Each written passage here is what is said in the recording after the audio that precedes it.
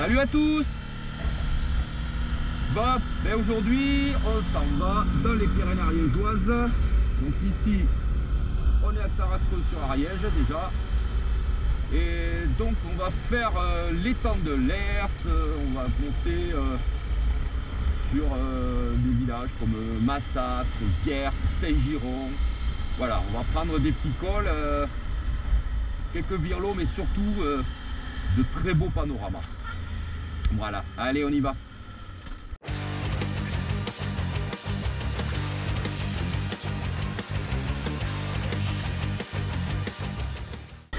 Alors du coup, aujourd'hui, on va partir du côté du port de l'Hers.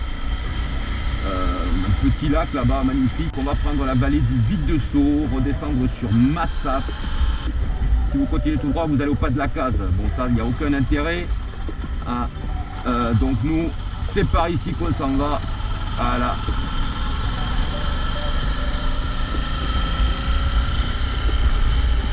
Et donc c'est parti. Regardez ça, si c'est pas dégueu. Donc ici, sur cette route, vous avez... on va traverser le village de Nio. Vous avez une grotte, la fameuse grotte de la vache, que je vous conseille vivement de visiter. Vous avez un musée, enfin ici il y a pas mal de choses à voir sur toute la route, et regardez-moi ça. Si c'est pas beau. Tout à fait en haut là-haut, je ne sais pas si on le voit sur la caméra. Vous avez un petit château qui est le château de Miguel.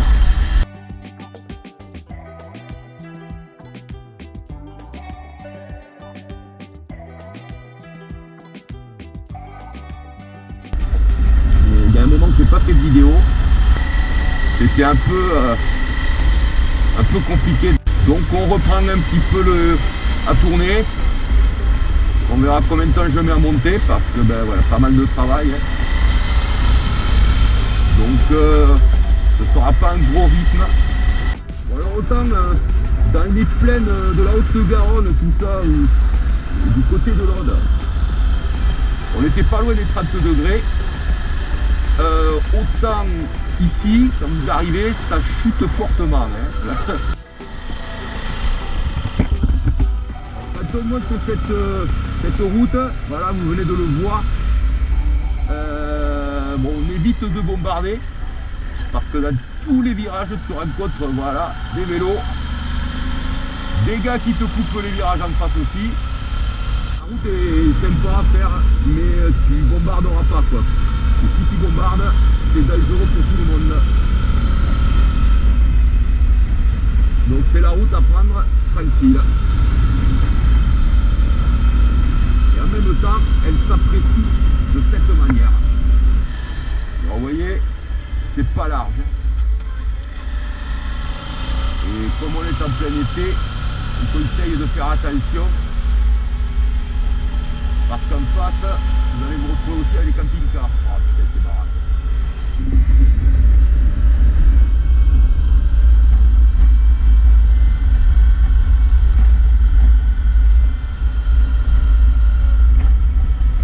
Le port de l'Hers, 1517 mètres. Alors, par contre, beaucoup de merde sur la route ici, mais c'est normal. Vous êtes sur des lieux de pâture, de transhumance, donc ben voilà, vous arrivez, vous faites mollo parce que vous avez les bêtes, vous pouvez vous les retrouver aussi bien au milieu de la route à n'importe quel moment. Vous avez du douzain partout, mais c'est...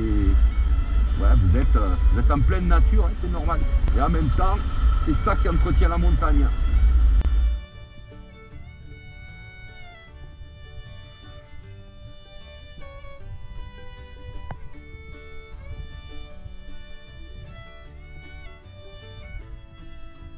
Le petit refuge.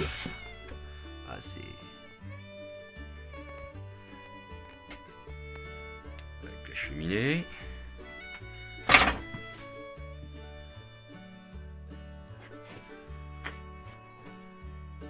Ah, c'est exigu et tout, mais juste pour passer la nuit. Vous voyez, provision. Vous pouvez en prendre une et puis en laisser une autre. Bon, par contre, je vous conseille de regarder aussi les dates, hein, parce que pour y avoir des surprises des fois.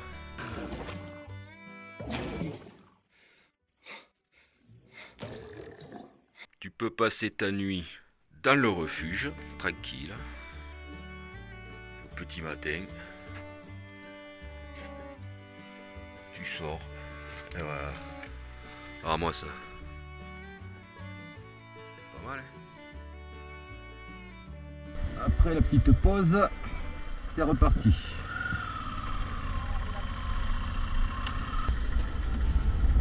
Voilà, les parapentistes.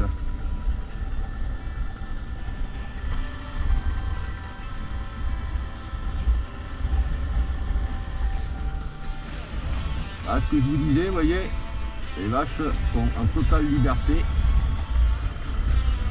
et peuvent traverser la route. Non seulement elles peuvent, mais elles le font, quoi.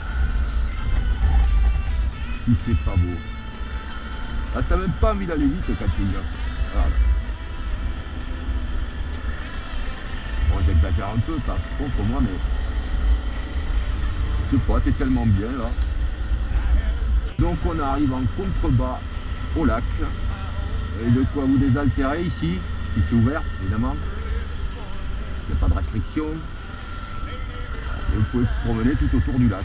N'oubliez pas que c'est... voilà. Les titines, elles sont là pour boire, pour se reposer aussi. Donc il faut partager l'espace.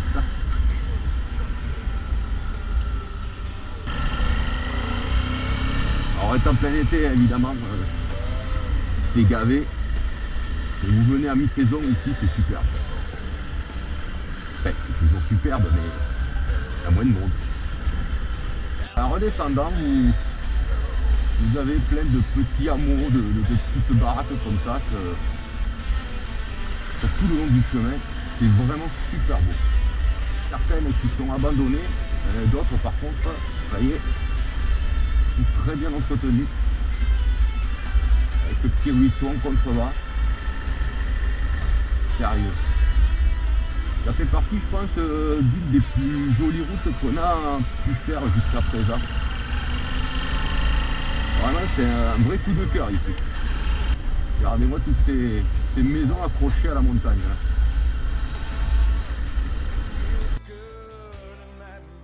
On a trouvé ce petit endroit, donc c'est un ancien petit village donc d'estive. Alors certaines étaient des habitations, d'autres étaient des fromageries, on va aller le voir plus tard. C'est tout simplement des petites baraques et des petits murs en pierre qui servaient donc d'abri pour les hommes et les bêtes la nuit.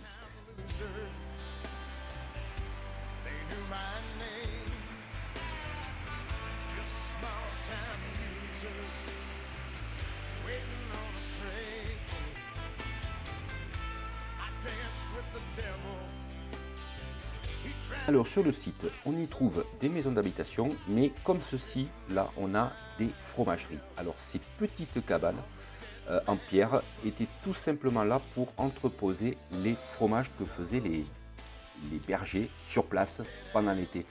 Donc certaines de ces maisons, de ces cabanes, pardon, que vous voyez là, ont des systèmes à l'intérieur d'eau. Il y a de l'eau qui coule, ce qui permettait de rafraîchir et de tenir à température convenable pour l'affinage des fromages.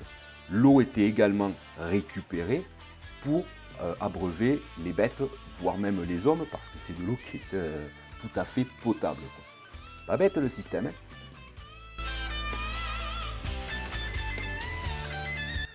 Par côté, on avait donc des maisons. Alors il n'y en a qu'une qui est encore en bon état, celle-là que vous voyez est voilà, complètement effondrée. Donc ça c'était la maison d'habitation sûrement, hein, donc du berger ou de sa famille, parce que je pense qu'il devait être en famille. Et autour vous avez des clôtures, des murets en pierre qui étaient montés. Alors vous voyez, d'un côté il y a le mur en pierre et ils se sont servis du côté où il y avait le rocher. Oui, ça n'a pas été à monter, hein. Le rocher permettait de faire un mur naturel. Et donc les bêtes étaient mises là, tranquillement. Il n'y avait plus qu'à fermer avec une petite porte en branche ou en bois. Et c'était terminé, les bêtes étaient à l'abri. Massat maintenant par le port. On est arrivé donc à Massat. Voilà, regardez-moi ces maisons. Là.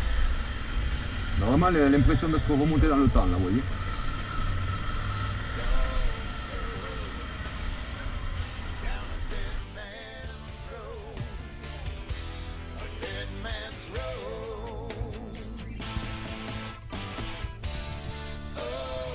Bon, mais après avoir suivi Massat, Vierse en redescendant vers Saint-Giron, du côté du col de la Couzette, attention parce que, bon là vous avez des branchages, mais un peu plus bas, et jusqu'à maintenant, j'avais du gravier par plaque, hein, comme ils font d'habitude, le petit jeu qu'ils aiment bien faire tous les ans un peu partout en France. Je vois qu'il y en a encore un peu par là, mais l'endroit est superbe. Regardez-moi ça. On se croirait presque dans les Vosges, je dis. Hein? Voilà. Là, il y a vachement de gravier. Ouais. On va faire gaffe. Et puis dans les virages, hein, sinon c'est pas marrant. Quoi. Donc, par contre, au bout d'un moment, tu arrives dans les endroits là, t'as l'impression que t'as un mec en banjo qui va venir te chanter la chansonnette. Hein.